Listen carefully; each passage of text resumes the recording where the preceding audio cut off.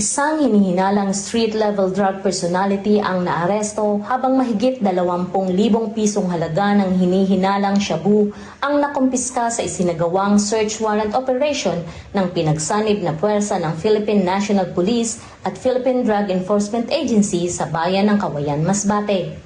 Kinilala ang naarestong sospek na si Elias Romeo, nasa hustong gulang, may asawa, laborer at residente ng nasabing bayan.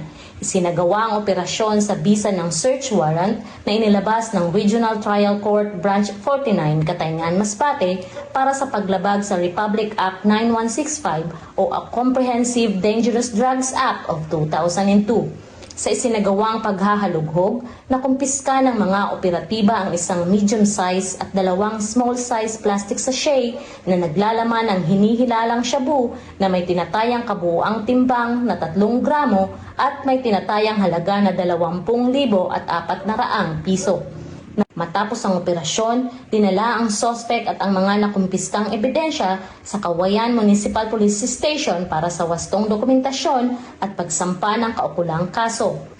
Muling pinatunayan ng Masbate Police Provincial Office ang kanilang matatag na paninindigan laban sa ilegal na droga sa pamamagitan ng mga operasyon na naglalayong mapanatili ang isang ligtas at mapayapang komunidad.